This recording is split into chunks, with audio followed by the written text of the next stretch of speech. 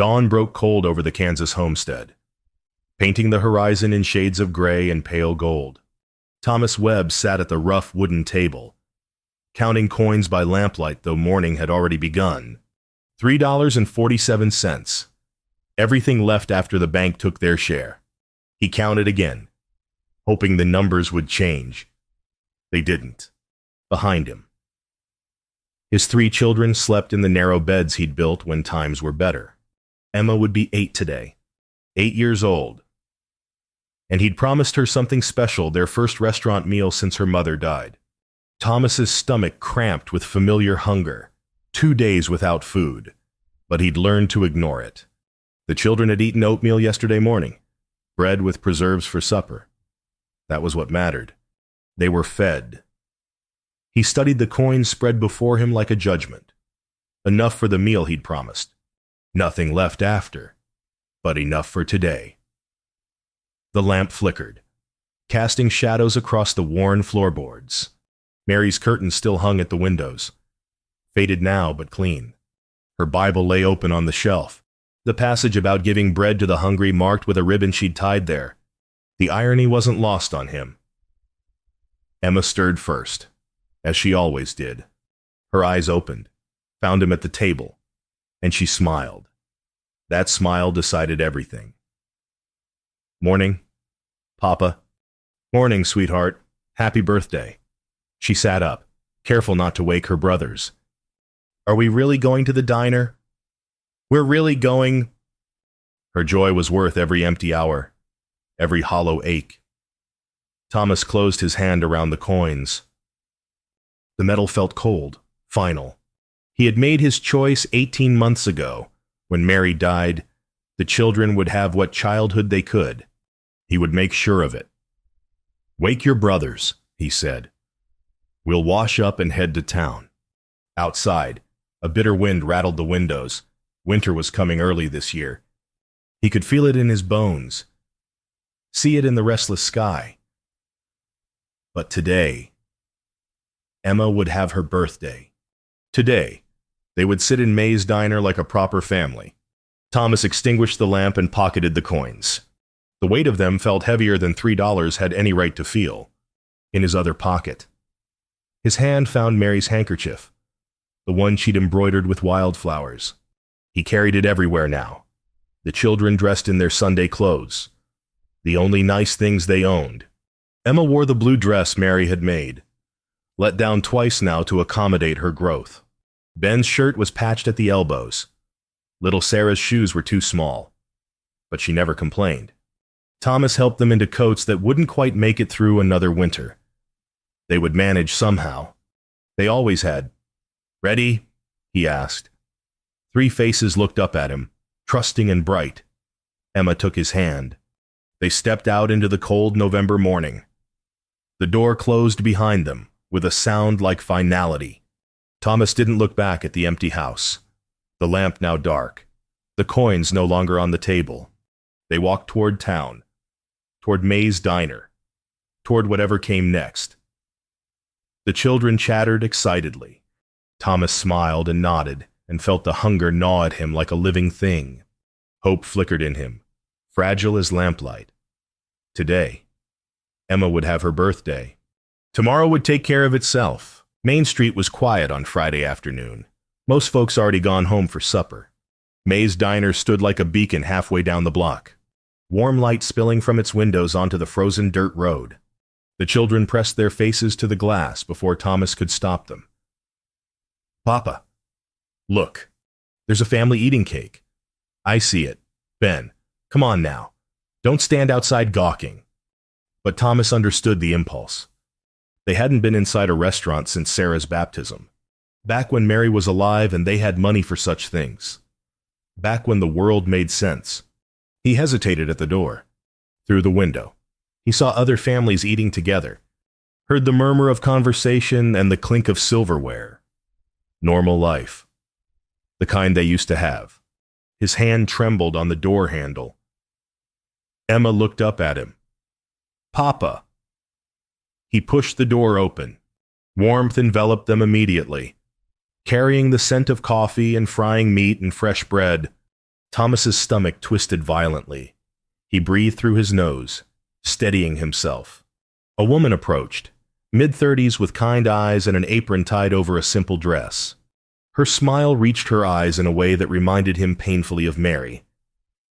"Welcome to Maze. Just the four of you." "Yes, ma'am." She led them to a corner booth. The vinyl seats cracked but clean. The children slid in, eyes wide and reverent. Thomas sat across from them, gripping the edge of the table. The waitress, Lisa. Her name tag read brought water glasses and menus. Thomas watched her movements, efficient but unhurried. She had the look of someone who'd known hardship and come through it with grace intact. "I'll give you folks a minute to decide," she said, but she didn't move away immediately. Her gaze lingered on Thomas's too loose collar, the children's mended clothes. Something shifted in her expression. Too quick to name. Thomas opened the menu, though he already knew what he'd order. The prices made his stomach drop. He'd calculated carefully, but seeing the numbers in print made it real. Emma. "What would you like for your birthday?" "Really, Papa?" "Anything." "Anything on the menu." "Sweetheart." Ben and Sarah bounced in their seats, barely able to contain their excitement. Lisa returned with her notepad, and Thomas ordered quickly before he could change his mind. Pancakes and eggs for Emma, ham sandwiches for Ben and Sarah, milk all around. Lisa wrote it down, then looked at him expectantly. "And for you, sir, just coffee. I already ate before we left." The lie tasted bitter. Lisa's pen paused over her notepad. Her eyes met his for a moment, one breath. Two, and Thomas saw recognition there. Not pity, but understanding. She'd seen something he hadn't meant to show. "Coffee? Of course." She wrote it down. "I'll get that right out," as she walked away. Thomas reached for his water glass. The children were already discussing what they'd order next time, planning a future he couldn't promise. He drank the water slowly, trying to fill the emptiness. Through the window. Clouds gathered on the horizon. The light was changing, afternoon sliding toward evening. In a few hours, they'd walk home in darkness. The coins in his pocket wouldn't last beyond this meal. But Emma was smiling. Ben and Sarah were happy. For this moment. They were a normal family in a warm diner, and the cold couldn't touch them. Lisa returned with his coffee.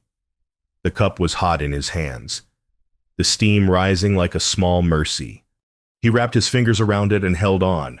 The coffee warmed Thomas's hands, but not the hollow place inside him. He sipped it slowly, rationing each swallow. Across the booth, his children talked and laughed, their voices bright with anticipation. He watched them and tried to memorize this moment. Emma had Mary's eyes, that same green gold that changed with the light. Ben had her stubborn chin. Sarah was still young enough to be all possibility, her features not yet settled into their final shape. They were pieces of Mary, walking and breathing, and he would die before letting them suffer. The memory came unbidden. Mary in their bed, fever burning through her like wildfire. The doctor had come too late, asked for money they didn't have. She'd held Thomas's hand and made him promise. Take care of them. Whatever it costs. Whatever it costs. He'd sold the good horses first, then the steel plow his father had left him. The tools went next, everything that wasn't essential. He hired himself out to neighboring ranches when he could, worked dawn to dusk for wages that barely covered flour and beans. Pride kept him from asking for more help. A man should provide for his own. But 18 months was a long time to carry everything alone. Papa, you're not listening. Emma said. Thomas blinked, pulled himself back to the present. Sorry, sweetheart. What were you saying? I said Miss Peterson told us about the Harvest Festival next month. Can we go? The Harvest Festival. Music and dancing, games for the children, tables laden with food. It would cost money they didn't have. We'll see, he said, which was what he always said when the answer was no. Emma's face fell slightly, but she recovered quickly. She was learning not to ask for things, learning the shape of their limitations. The knowledge broke something in Thomas every time he saw it. Lisa appeared with plates balanced expertly along her arms. She set them down with a flourish, golden pancakes for Emma, thick sandwiches for the younger ones, glasses of cold milk all around.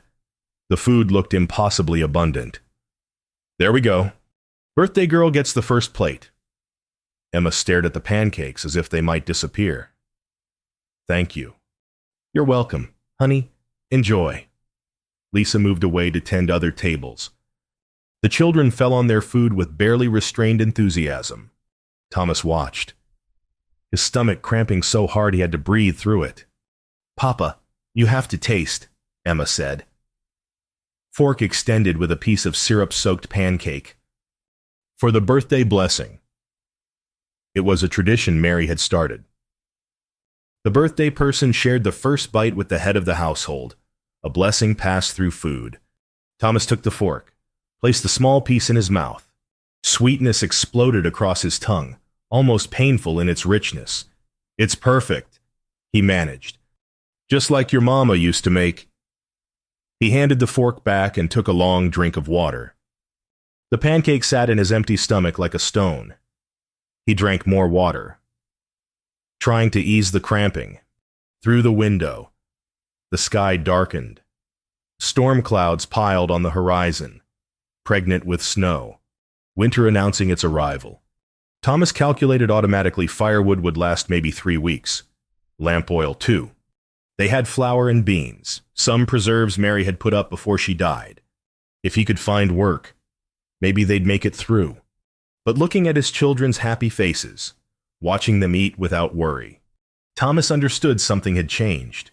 This meal, this moment of normalcy, it had cracked something open in him. He couldn't go back to managing alone, couldn't sustain the illusion that everything was fine. The isolation he'd maintained for 18 months was no longer sustainable. Something had to give. He just didn't know what. Lisa passed their booth, refilling his coffee without asking. Her hand brushed the table briefly. A gesture that might have been deliberate or might have been chance. Thomas wrapped his hands around the warm cup and watched the storm clouds gather. Lisa Miller had been working at May's Diner for 8 years, long enough to read people by their posture and the way they held a menu. The Webb family, she'd learned their name from Emma's enthusiastic introduction, sat in her corner booth, radiating something she recognized. Not poverty exactly, though that was present. Something deeper. The specific loneliness of trying to appear fine when everything was falling apart. She'd seen it in her own mirror after Daniel died. She worked her other tables with practiced efficiency, but her attention kept returning to that corner booth. The father ordered nothing but coffee. The children ate with careful gratitude, not the careless enthusiasm of those who took plenty for granted. And every few minutes, the man drank water. Not casual sips, but deliberate swallows, as if trying to fill himself. Lisa had grown up on a farm. She knew what real hunger looked like. Between serving the Henderson family and refilling Judge Carter's iced tea, she watched Thomas Webb give Emma a single bite of pancake, then drink more water. His hands shook slightly around the glass. He hit it well, but not well enough. May emerged from the kitchen, surveying her domain with sharp eyes. She'd built this diner from nothing after her husband died in the war, turned it into the heart of their small town. Nothing happened at May's that she didn't notice. That family in the corner, May said quietly. First time I've seen them. The Webb family. It's the girl's birthday. May nodded slowly. Father's not eating. Says he already ate. And you believe that Lisa met May's eyes? No. Ma'am, I don't. May was silent for a moment, then patted Lisa's shoulder. You'll know what to do. It wasn't permission exactly, but it was enough. Lisa refilled coffee at table 6, cleared plates from table 3, and all the while she observed, Thomas Webb sat very still, the way people do when movement costs energy they can't spare. His cheekbones were too prominent, his wrists too thin where they emerged from his sleeves. During a lull, Lisa approached their booth with the coffee pot. "How's everything tasting?" The children answered with full-mouth enthusiasm.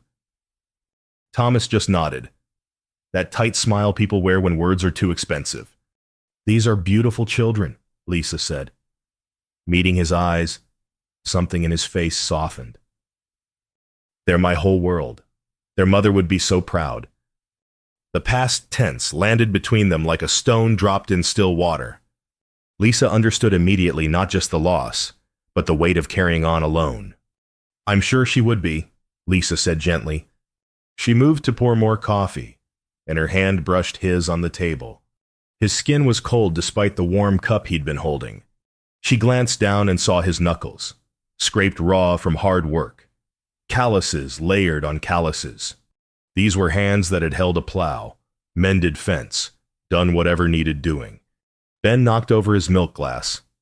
Not much spilled. Just a few tablespoons. But Thomas's whole body tensed. Lisa saw him calculating the loss, the waste, the potential cost. "Oh, accidents happen every minute in here," Lisa said quickly, grabbing a towel. "Don't worry yourself, Mr. Webb. Milk spills are practically part of the menu." She cleaned it quickly, efficiently, and saw the relief in Thomas's face when she didn't charge him for it.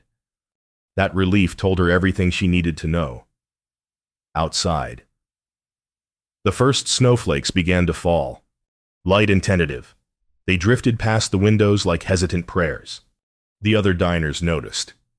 Commenting on winter's early arrival, Thomas watched the snow with an expression Lisa had learned to read: calculation, worry, the mental math of survival. She finished her round and returned to the counter where May was tallying receipts. "The father hasn't eaten in days," Lisa said quietly. "I figured. He spent everything on this meal for his children." May looked up, her weathered face showing no surprise. "What do you want to do about it?" Lisa thought of her own father. Dead 2 years now. He'd worked himself to exhaustion rather than admit he needed help. She'd found him collapsed in the barn one morning. Pride and stubbornness nearly killing him. He'd survived. But the lesson had stayed with her. Some men would rather starve than ask.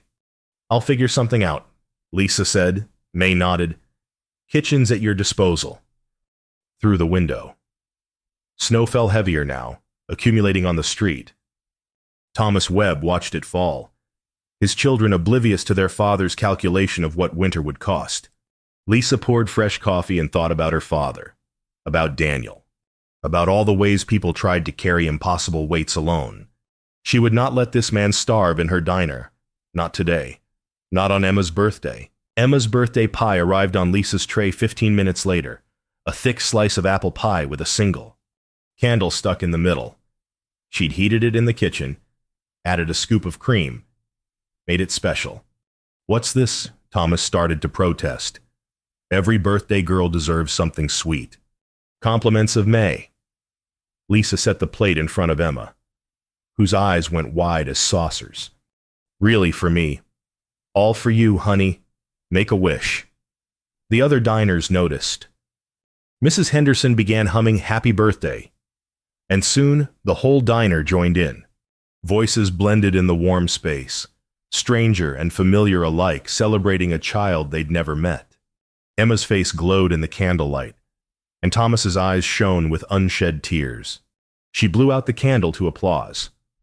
Sarah and Ben bounced in their seats, wanting their own slices. Lisa caught Thomas's eye and shook her head slightly. This one was for Emma alone. He nodded, grateful for the boundary that kept his pride intact. During the lull that followed, while the children were absorbed in pie, Lisa found herself at the edge of their booth. She shouldn't sit, May discouraged it during busy hours, but Friday evening had gone quiet. Most folks home for supper. "Mind if I rest my feet a moment?" Thomas gestured to the seat beside him. Up close, Lisa could see the fatigue etched in his face, the slight tremor in his hands that spoke of blood sugar too low for too long. "I lost my father 2 years back," she said quietly, surprising herself with the admission. "Heart trouble." He was stubborn as they come. Thomas's eyes met hers. I'm sorry for your loss. Thank you. He taught me a lot. But the hardest lesson was watching him refuse help until it nearly killed him. She paused, letting the words settle. He taught me that the hardest thing for a good man is accepting help. Something shifted in Thomas's expression, recognition. Maybe even relief at being understood. I manage, he said quietly. I can see that. But everyone needs a hand sometimes. Emma looked up from her pie. Lisa, did you know my mama? No, sweetheart. I didn't have that pleasure. She made the best pies. Papa says she could make anything taste good, even old beans. Thomas smiled, the first genuine one Lisa had seen. Your mama had magic in her hands. What happened to her? Lisa asked gently. Fever. 18 months ago. Doctor came too late. The words were careful, controlled, but Lisa heard the ocean of grief beneath them. She made me promise to take care of them, whatever it cost. Whatever it cost. Lisa understood the weight of that promise. You're doing that, she said. They're beautiful, healthy children. They know they're loved. They deserve better than I can give them. They deserve a father who loves them. You're giving them that. Ben finished his section of pie and slid closer to his father. Papa makes the best bedtime stories. He knows all about cowboys and Indians and buffalo herds. Is that so? He says we're pioneers, just like the ones who came before. We're tough. Thomas ruffled Ben's hair, and Lisa saw the fierce love there, protective and absolute. This man would do anything for his children, including starve. The pie plates were empty. Emma leaned against her father's side, content and drowsy. Outside, snow fell steadily now, the street turning white. When did you last eat a proper meal, Mr. Webb? The question came out before Lisa could stop it. Direct, almost rude in its frankness. Thomas stiffened, but she held his gaze. I manage. He repeated. When? The silence stretched. Sarah yawned. Ben traced patterns in the condensation on the window. Emma hummed softly. Day before yesterday, Thomas finally said. The admission torn from somewhere deep, but the children have eaten every day, every morning and evening. They eat. That's what matters. Lisa's throat tightened. You matter too, Mr. Webb. Those children need you healthy. I know what I'm doing. I'm sure you do. But my father knew what he was doing too, right up until he collapsed in the barn. She leaned closer, voice dropping. Please, let me help. Thomas looked at her, really looked, and she saw the war being waged behind his eyes. Pride against need. Strength against exhaustion. The man he'd been against the man circumstances had made him. People see a man who can't feed himself. They see failure, he said quietly. The children already deal with enough whispers at school. I won't add to it. Understanding bloomed in Lisa. Small-town judgment, the weight of reputation, the fear of being seen as less than. She knew that burden too. Then we'll be discreet, she said. But you will eat. Before he could protest further. She stood and headed for the kitchen. May looked up as she entered, question in her eyes. He hasn't eaten in 2 days. Lisa said, I'm fixing that. The children's request to use the bathroom came like a small mercy. Emma led Ben and Sarah down the narrow hallway at the back of the diner, leaving Thomas suddenly alone at the booth. His carefully maintained composure crumbled slightly in their absence. He stared at his coffee cup, now empty and cold, through the window. Snow fell heavy and steady. The street was disappearing beneath white. They'd have to walk home in this. 3 miles through accumulating snow. He calculated if they left soon, before it got too deep. If his strength held. If. Mr. Webb. Lisa stood at his table, no longer pretending this was casual service. Her eyes were kind but firm, the look of someone who'd made a decision and wouldn't be swayed from it. I need to be honest with you. I've been watching, not judging. Watching. You haven't eaten anything but one bite of your daughter's pancake. You're drinking water like it's sustenance, and you're shaking. Thomas opened his mouth to protest, but she raised a hand. Please, let me help. His resistance was instinctive, bred from 18 months of managing alone. I appreciate your concern, ma'am, but we're fine. This was for Emma's birthday. That's all I needed to give them this. His voice cracked slightly on the last word. Lisa sat down across from him, breaking every professional boundary, and Thomas was too tired to object. My father was a proud man too, she said, worked himself to bone rather than ask for help. When he finally got sick, it was too late. Don't let pride eat you alive. It's not pride, Thomas said, though they both knew it was. I have responsibilities. The children need their father alive and healthy. The bluntness of it struck him like a physical blow. Thomas looked down at his hands, work-scarred and trembling. When had they started shaking? He couldn't remember. 2 days, he said finally. The words scraped from somewhere deep and raw. I haven't eaten in 2 days. But they have.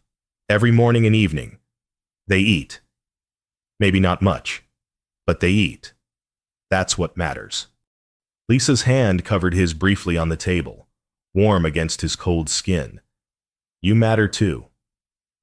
Those children need you. Thomas pulled his hand back. Not from rejection, but from the overwhelming urge to break down completely. I can't afford anything more. I've barely got enough for this meal and... He lowered his voice, glancing toward the bathroom. I wanted to leave you a tip. You've been kind to us. Something in Lisa's expression shifted grief and understanding, and something fiercer. Mr. Webb, let me worry about my tip. You worry about your children. And yourself. I can't accept charity. It's not charity. It's kindness. There's a difference. Not to the town. Not to the people who'll judge me for it. Lisa leaned forward, her voice urgent. Who's going to know me in May? We're not gossips. We understand hard times. Thomas wanted to believe her. God, how he wanted to believe her. But pride, that damned pride, dug its claws in deep.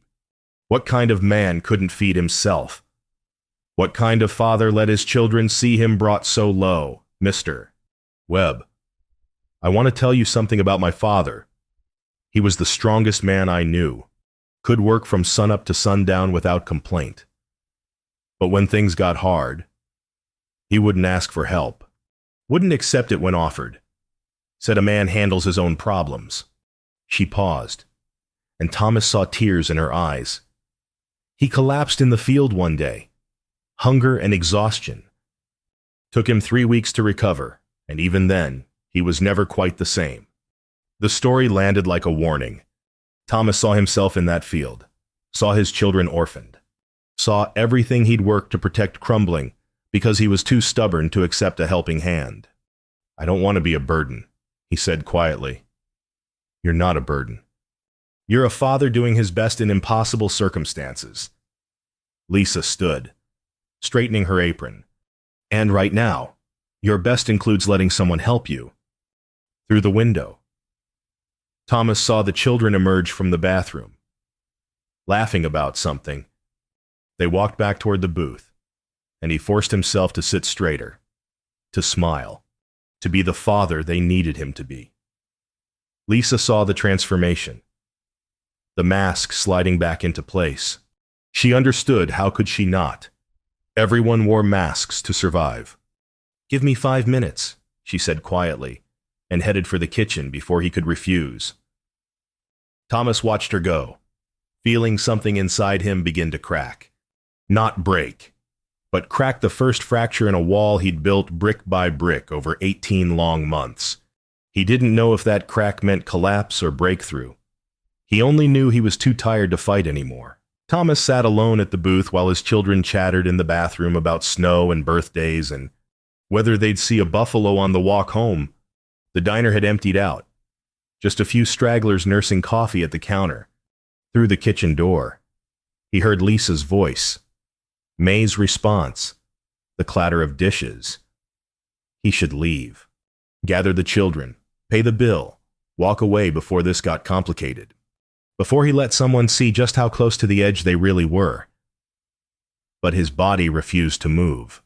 Exhaustion had him pinned to the vinyl seat like a butterfly to a board. 2 days without food, weeks of too little, months of managing alone. It had finally caught up with him. The kitchen door swung open. Lisa emerged carrying a plate, and the smell hit Thomas like a physical force.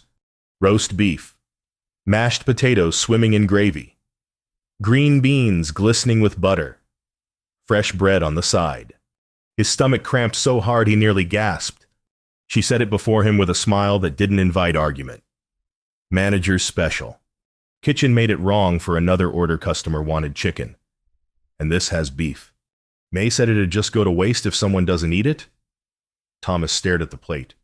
It was the most beautiful lie anyone had ever told him. Ma'am, I can't. You'd be doing us a favor. Actually, hate to waste good food. The children returned, Emma holding Sarah's hand. They saw the plate and stopped, confusion and delight warring on their faces. Papa, you ordered food. Emma beamed. I thought you already ate, Ben added. Suspicious in the way children are when things don't add up.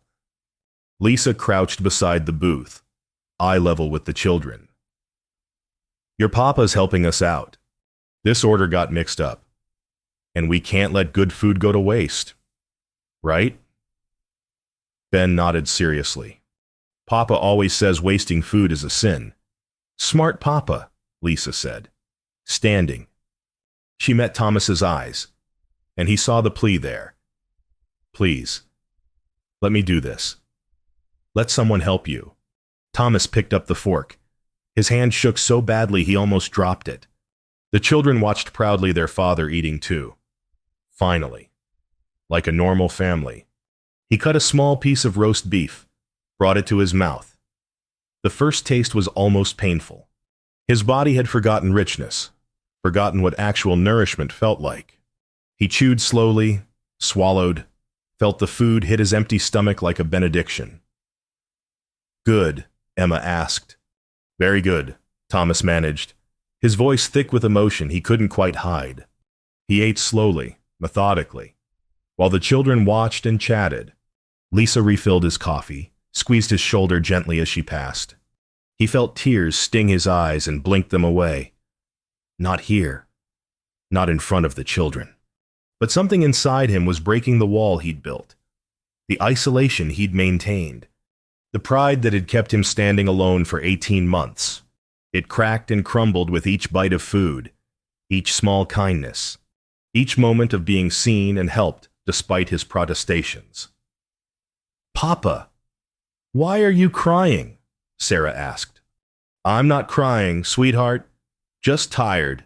But Emma, wise beyond her years, slid closer and took his hand. It's okay to be sad sometimes, Papa. Mama said so. Thomas squeezed her hand, unable to speak. Mary had said that. Back when grief was fresh and overwhelming, it's okay to be sad sometimes. Thomas, don't hide from them. They need to see you're human. He ate the roast beef, the potatoes, the beans. He sopped up gravy with bread. His body came alive with each bite, synapses firing, strength returning in small increments. By the time he finished, color had returned to his face and his hands no longer trembled. Lisa cleared the empty plate, and Thomas caught her hand briefly. Thank you, he said quietly. The words were inadequate but sincere. You're welcome. Outside, snow had transformed the street into something otherworldly, white and soft and beautiful. It covered the hard edges of poverty and struggle. The diner glowed like a sanctuary in the gathering darkness. Thomas looked at his children fed, warm, happy, and felt something shift inside him. Not just gratitude, but acceptance. He couldn't do this alone. He'd tried for 18 months, and it had nearly destroyed him. Maybe accepting help wasn't weakness. Maybe it was wisdom. Maybe it was survival. We should head home, he said, before the snow gets too deep. The children groaned but obeyed. Sliding from the booth to pull on coats and mittens, Thomas stood, steadier than he'd been in days, and reached for his wallet. The bill sat face down on the table. He picked it up with trepidation. $3 even. Lisa had rounded down, eliminating the pennies. Thomas pulled out his remaining money, $3 bills and 47 cents. He laid the $3 on top of the bill, then looked at the coins remaining in his hand, 95 cents. Everything he had left in the world. He could pocket it. The children needed shoes.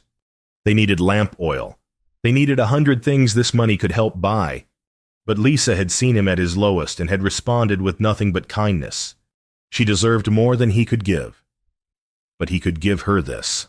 Thomas placed all 95 cents on the table, every penny he owned. It wasn't enough, would never be enough, but it was something. Come on, kids, let's get home. He ushered them toward the door, moving quickly before Lisa could see what he'd left. Before he could change his mind.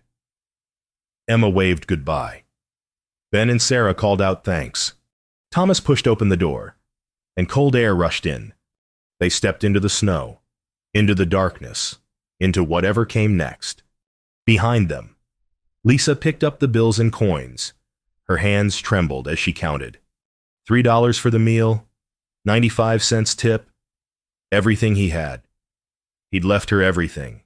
She looked up, saw the family disappearing down the snowy street, and made a decision. Lisa grabbed her handbag from behind the counter. Didn't bother with her coat. May looked up from the register, saw Lisa's face, and nodded. Go! Lisa ran. The snow was falling hard now, accumulating fast on the wooden sidewalk. She nearly slipped twice, caught herself, kept going. The Webb family was half a block away. Thomas's dark coat stark against the white. Mr. Webb. Wait. They stopped, turned. Thomas's face showed confusion and something like dread. Lisa caught up to them, breathing hard, snow catching in her hair. You forgot something, she said, pulling a $50 bill from her handbag. Thomas stared at the money like it was a snake. No, ma'am, that's yours. I couldn't. You left me everything you had. Lisa's voice broke slightly. Every penny. I can't accept that. You earned it. You were kind to us. And you need it more than I do. She pressed the bill into his hand, closed his fingers around it. Please take it. Thomas tried to pull away, but Lisa held firm. The children watched, wide-eyed and silent. Snow fell between them, soft and relentless. My father would have done the same thing you did today, Lisa said. Tears mixing with snowflakes on her face. Gone hungry so his children could eat. Given away his last dollar because it was the right thing to do. I watched that pride nearly kill him. Mr. Webb, don't make me watch it happen again. I can't take your money. It's not my money anymore, it's yours. She squeezed his hand. Use it for your children, for yourself. Buy flour and beans and lamp oil. Make it through the winter. Thomas's resistance crumbled. Lisa saw it happen the moment pride gave way to desperate need. The moment he accepted that surviving meant accepting help. His eyes filled with tears. I don't know how to thank you, he whispered. Don't thank me. Just promise you'll feed yourself too. Those children need their father. He nodded, unable to speak. The $50 bill crumpled in his fist, more money than he'd seen in months. A lifeline he hadn't dared hope for. Emma tugged on Lisa's sleeve. Are you an angel? Lisa laughed, the sound half sob. She crouched down, eye level with the little girl. No, sweetie, I'm just someone who understands what it's like to need help.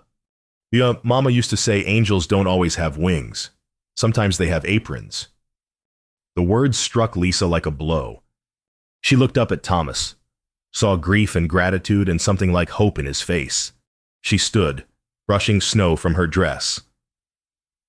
"You take care of those babies, Mr. Webb." "I will.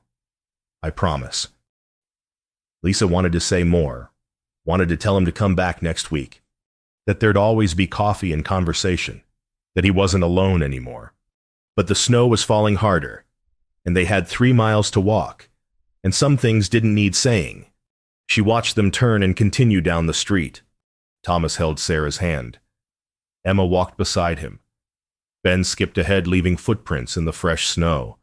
They looked like any family heading home on a winter evening. But Thomas kept one hand in his pocket, clutching the $50 bill like a prayer. Lisa stood in the snow until they disappeared around the corner. Her dress was soaked, her arms covered in goosebumps, but she didn't feel cold. She felt something else, something warm and fierce and right. She'd saved someone today. Maybe not forever, but for now, for winter. For long enough that those children wouldn't lose their father, too. When she returned to the diner, May had coffee waiting. Lisa wrapped her hands around the mug and stared out the window at the falling snow. "You did good," May said quietly. "I hope so. You did. Sometimes the best thing we can do is see someone. Really see them. You did that today." Lisa nodded, thinking of Thomas's face when she'd pressed the money into his hand. Relief and shame and gratitude all mixed together. She thought of her father, of all the times he'd needed help and been too proud to accept it. She thought of Daniel, of all the ways people struggled alone because asking felt like failing. "I'm going to make sure he comes back." Lisa said, "Not just for food, for connection. So he knows he's not alone." May smiled. "I figured you would. I'll make sure there's always pie on Sundays. Seems we always have extras that need eating." Outside, the snow continued falling, covering the town in white. Inside, the diner stayed warm and bright, a beacon for anyone who needed sanctuary. Lisa finished her coffee and got back to work, but her mind stayed with that family walking home through the snow. They'd be all right. Not immediately, not easily, but they'd make it. She'd made sure of that. And somehow, in helping them, she'd helped herself too. The grief she'd carried since her father died felt lighter somehow. Purpose had weight, and she'd found hers tonight. The diner door opened, bringing in cold air and new customers. Lisa grabbed her notepad and smiled. There was always someone who needed feeding, and she'd always be there to help. The walk home took longer than usual, but Thomas didn't mind. The snow fell soft and steady, muffling the world into quiet beauty. The children chattered and played, catching snowflakes on their tongues, and for the first time in 18 months, Thomas felt something other than overwhelming dread. He felt hope. The $50 bill stayed in his pocket, a tangible reminder that he wasn't alone. He calculated as they walked flour, beans, rice, lamp oil, maybe new shoes for Sarah whose toes were cramped. The money wouldn't solve everything, but it would get them through winter. It would give him time to find work, to figure out the next step. It would keep them alive, at home. Thomas lit the lamp and stoked the fire while the children changed into night clothes. The house was cold, but it felt different now. Less like a prison of poverty and more like a temporary shelter. A place they'd move through rather than be trapped by. He made soup from the beans and bacon they had left. Added an onion from their small store. The children ate hungrily, then climbed into bed. Emma lingered, studying her father's face. "Papa, are we going to be okay?" Thomas knelt beside her bed, tucking the quilt Mary had sewn around her shoulders. "Yes, sweetheart. We're going to be okay." "Promise, I promise." She smiled, satisfied, and closed her eyes. Thomas kissed her forehead, then checked on Ben and Sarah, both already asleep. Alone in the main room, he sat at the table and counted the $50 again. Real. It was real. He pulled out paper and a stub of pencil and began making lists what they needed, what they could afford, how to make it stretch, for the first time in months. The calculations came out right. The following Sunday, Thomas returned to May's diner. Not to eat, he couldn't afford that yet, but to thank Lisa properly. She greeted him with genuine pleasure, and May emerged from the kitchen to shake his hand. "Heard you're handy with repairs," May said. "Got a door that sticks something awful. Think you could take a look?" Thomas understood what she was offering. Not charity, but opportunity. Work he could do, payment he could accept with dignity intact. "I'd be happy to." He fixed the door, tightened loose table legs, replaced worn hinges. May paid him fairly, and Lisa sent him home with leftover pie. That would just go to waste. It became routine, every Sunday. Thomas brought the children to the diner. Sometimes there were small jobs, sometimes just conversation and coffee. Lisa became a familiar presence, eventually visiting the farm to bring small gifts for the children, a slate for Emma's schoolwork, a toy horse for Ben, ribbons for Sarah's hair. Winter deepened. But Thomas no longer faced it alone. The money Lisa had given him stretched further than he'd imagined, supplemented by the work May provided. They ate regularly. If simply, the house stayed warm. The children thrived. On a Sunday in late February, Thomas stood at his kitchen window watching spring fight its way through winter's grip. The snow was melting, revealing brown earth ready for planting. May had helped him get seed on credit. She knew a supplier, pulled strings, made it happen. He'd plant in a month, harvest in late summer, finally have a crop to sell. They were going to make it. Behind him, Lisa helped Emma with her reading while Ben and Sarah played with wooden blocks Thomas had carved during the long winter evenings. The house was full of warmth and laughter, and the smell of fresh bread Lisa had brought. Thomas looked at this scene, his children healthy and happy. A friend who'd become family helping them. A home that no longer felt like a tomb and felt something break open in his chest. Not breaking as in shattering, but breaking as in birthing. A new beginning emerging from the shell of what came before. He stepped outside, boots crunching on melting snow, in the field where he'd plant wheat. Thomas stood and looked back at his house. Lamplight glowed warm in the windows. He could hear children's laughter, Lisa's voice reading aloud, the sounds of life and hope and future. He thought of Mary, of the promise he'd made her. Take care of them, whatever it costs.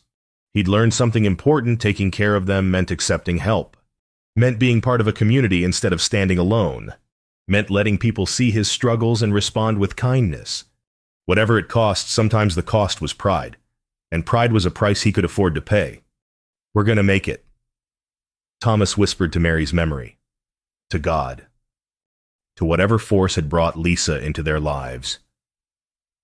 We found our way home. Inside. Emma called for him. "Papa, come hear me read." Thomas turned from the field and walked back to his house, back to the warmth and light. Back to the family that had grown beyond blood to include a kind-hearted waitress who'd seen a man starving and refused to look away. The lamp in the window burned bright, no longer a symbol of isolation but a beacon of belonging. And as Thomas stepped inside, pulling the door closed against the cold, he understood something fundamental had changed. They weren't just surviving anymore. They were living, and that made all the difference.